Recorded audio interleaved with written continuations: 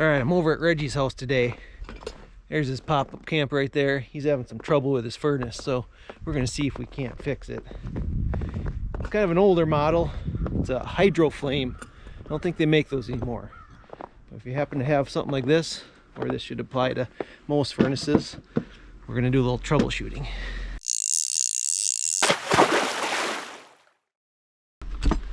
Alright. So a quick look at the furnace. It's just kind of your standard camper furnace. Like I said, it's an older one though. So he says it's been turning on. It'll turn on about 2 to 3 times when the pilot light goes out, and it won't light again. So he's got to keep relighting the pilot light. So first thing we're going to check is the thermocouple. So we're going to show you how to test that and see if that's the problem. Thermocouple here, if we remove this inspection plate, come down here and look, got this copper wire right here. It runs into there with a probe, and there's it's basically a probe that the flame touches and creates a electrical signal, and then follow it up right here into the gas regulator, and it keeps the gas on. If it senses that there is no flame, it shuts the gas off, and that's why your pilot light goes out. So we're going to unscrew this, and then we're going to test it with a multimeter. Okay, I just pulled the end out. That's what it looks like. So here's the little probe. Sometimes you would take some sandpaper and just lightly sand it off. It can help it work again. And then you got to take it off the gas regulator back there. I'm going to pull this thing off here to help get to it. You can see we took that little vent off. Now you can see in there a little closer how it's screwed into the regulator right there. Gotta find a way to get in there and screw that. Yeah, that's the bottom. There you go. Yeah, once you just get it loose, you can do it by hand. Alright, there we go. So there's the other end. So when this heats up right here, you get a little voltage on this end, and that keeps the gas valve open. So we're going to test it now by putting a flame on there and then putting a multimeter on here and seeing what it reads. Alright, you're going to need your multimeter, and it should read, you're going to have to hold this and this. I'm going to go see what it reads very hard. So I think the negative goes to the outside, I believe, and the positive put on the end there. It's reading nothing. Alright, put a flame to it, see if we get a voltage. I was having some trouble getting an accurate reading here. I didn't realize till later that my voltmeter is set to AC volts. It should be set to DC volts. And you should get a reading between 30 and 40 millivolts. If it's less than 25 millivolts, that signifies a problem, and you should probably try a new thermocouple. And I can't seem to get it to hold a steady voltage. So I think we might make a run to the old Home Depot or whatever's around here. See if we can't find one. There's a Menards. See if we can't find one similar to this. Alright, went to the local hardware store and found this one. So it's just a universal thermocouple, 18 inches long. So it's a little bit longer than the other one, I think. But threads and probe and everything about the same size. So I think that should work. So it comes with these 2 little extra pieces. So you have to slide them on to there.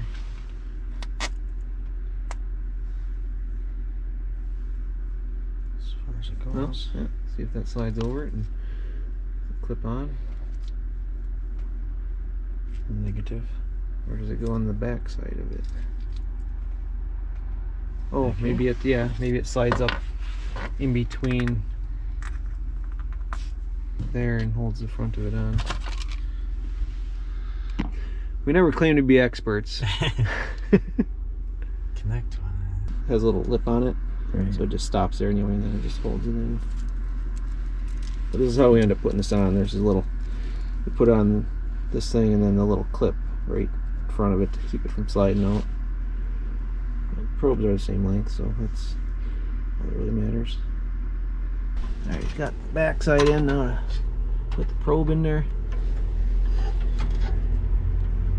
The nut on this one has 2 stages on it, so it fits 2 different size threads. So in these campers, the thermostat is right in the hardest spot possible to find. So turn that up. Is it on, or do I have to switch it on? There's that little switch right in the front. You can Yep. hook to the... There. Flipped it on. Turn it all the way up. The blower should kick on.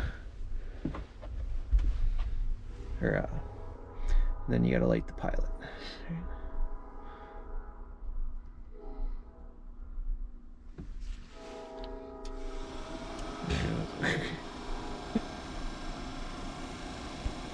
So with these older furnaces, you have a little clicker you gotta ignite the pilot, where the newer ones have an automatic igniter.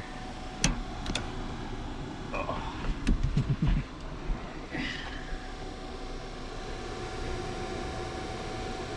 See it? Yep. Yeah, it's got a little sight glass there, you can see if it's on or not. There's a little poof. Strong. So if you ever wonder why you hold that pilot knob in for 30 seconds, it's for that thermocouple to heat up and create a voltage, so then it can keep the gas on when you let off the knob. Then when you turn it to the on position, it should let the gas flow, which it did, and you hear a little poof. Flame ignites and starts blowing out some hot air. And we'll shut the door here so we can heat it up, and it should turn off, and then we'll turn it back on and see if it'll ignite by itself. So we'll just let it heat up in here for a little bit, then we'll turn the thermostat down. That'll cause the furnace to shut off. Then we turn it back up. If the pilot stayed lit, it should light. Now here's another item to check. There's a circuit breaker right on top, right there. If that's popped, that'll keep it from working, so always check those simple items first. Alright, like we said, this is a hydro flame. It's an older furnace. Most newer ones are going to be like a Suburban or an Atwood. I have one in my travel trailer right now that's not working, so after we fix this, I'm going to be going to that one, so I'll be making another video how to fix that furnace. But for the people that own an older furnace like this, Reggie has the actual manuals for it, so I will scan them and put it online. You'll find it at GoMidwestFishing.com. So if you're looking for information on these hydro flames or these older furnaces, I'll have a little information there for you. Alright, so go back to the thermostat, turn it all the way down so it'll shut down. I just heard the flame kick off.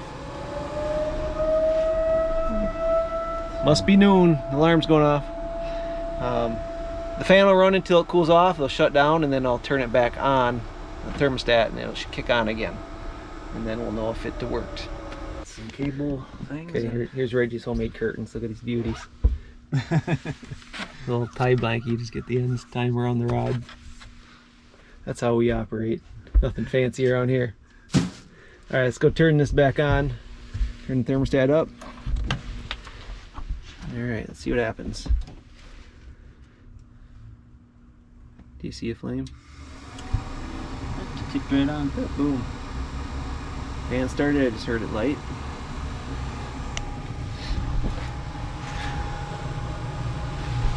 Blowing hot air. He said last time it did it like on the third try it didn't light, so we'll do it at least 3 times to make sure that it works. Alright, it's been sitting for an hour or so. Looks like it just kicked on, but... Let's see, checking that. It feels cold. That's not a good sign.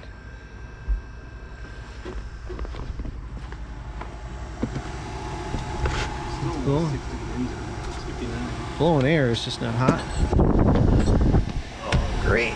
That's pretty much what it does. Alright, so that's what it was doing before. And after a while, it just no more pilot light. So I just talked to my dad. He's a HVAC technician, retired anyway. But he says sometimes if the pilot light blows out like that, it could be a pressure problem. So we think maybe the pressure regulator on the propane tank might be bad. So That stays on. next step, we're going to switch that out to a different regulator and see if we can't get it to work. And he doesn't have an extra one, but he does have a barbecue grill, so we might steal it off of that. So you can see, here's the propane tank. Here's your regulator on there. And this one's pretty old, so after time they can wear out and not supply the right amount of pressure. So let's see, we gotta find his barbecue grill. Alright, so the one on his grill ain't gonna work because it's got like 2 hoses that split off and it's all kind of built in. We got a turkey fryer here, or a fish fryer, and again, I don't think we can take it off there, but it's got the nice regulator on it. Yeah, that one ain't gonna work. It's got the controller. So we're looking in the camping bin. Maybe we'll find one laying around in here. Portable stuff. Alright, we may have found one. This is homemade hot water heater for portable showers when we're camping. Should probably do a video on that too. Yeah, screw onto the other part. Let's go see. Should. Yeah. Exactly. Hook it in. Alright, that. Oh. Let's see. Oh, crap. That fitting. Is that, I don't know if that comes off there. I don't think so. So. Heck, well. I don't think. Oh, that's crimped right there. Yeah. This is the part that goes into the tank. Yeah. Which this is the same thing. Yeah. So that wouldn't matter. So we just need this part. So let's just go get this part. All right. Off to the store. All right, we got the new regulator hooked in. Now the moment of truth, if this actually works. Yeah, you gotta get right at the right angle. Yeah, you really do. Like right here, I can see it. Yep, you gotta look like up like right that. Look through that little dot right there. I can see the pilot light and it's poofing right now. Listen real quiet.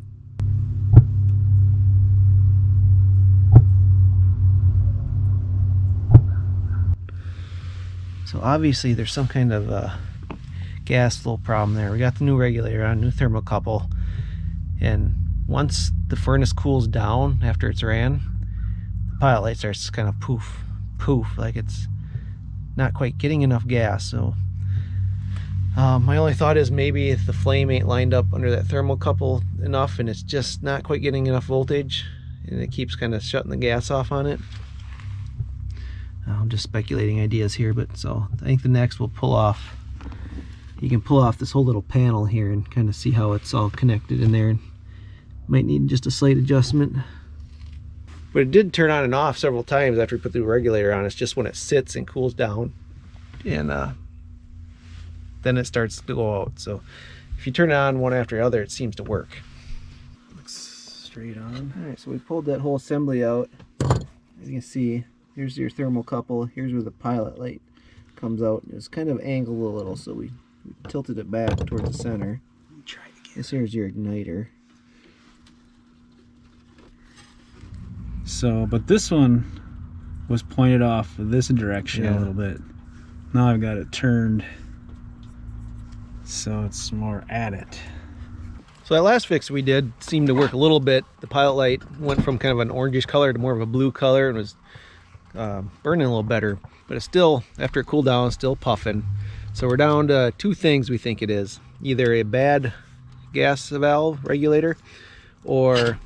It's hot. It's hot. Yeah. Don't touch it after it's been burning. Or a dirty orifice. So I think that's what it is. So we're going to pull that. So right there where the pilot light comes out of, we're going to pull that off and see if we can't clean the opening there where the gas comes out. It might be just corroded up and not getting enough gas coming out. Alright, we're able to pull the end off that pilot light, and that's what it looks like. Looks pretty corroded up, so you can't see through it really. So I'm thinking there's something blocked up in there, so we'll just run a needle in through there and see if we can't clear it out. Yeah, if this doesn't work, then I don't know what to do. So I just get a new regulator. I think this might have something to do with it. This is Dave at Worst Subs. Hey, Dave. Well, Reggie's playing on his cell phone, so that can only mean one thing. I think we fixed the furnace. Alright, so last thing we did, we cleaned out that little orifice. So for the pilot light, we took that all apart, and there's like a little pinhole in there that was all corroded up. So we stuck that paper clip down in there, jammed it in a little bit, took an air compressor, blew it out, and then you could actually see through it again. Because when we took it out, you couldn't see all the way through it. And when we were done, you could see that little pinhole. So we put it back in, we fired it up a couple times, refired up, and then we let it sit and cool down, because that's when it had the problem. It'd just sit and cool down, and then all of a sudden start puff, puff, puff like that. And haven't heard any of that yet. We let it sit for what, 15 minutes or so, cool down, turned it back on, fired right back up. So after all that, that was the problem. And this was an older furnace, so it did have a lot of rust and stuff in there, so that was the main cause. If you have a newer furnace, I'm going to be troubleshooting my furnace. It's only about 5 years old. It's I think it's I don't know what brand it is. But anyway, look for that video coming up. I hope you enjoyed this one. If you have an older camper with an older furnace, these are a few things to try. Everyone, thanks for watching.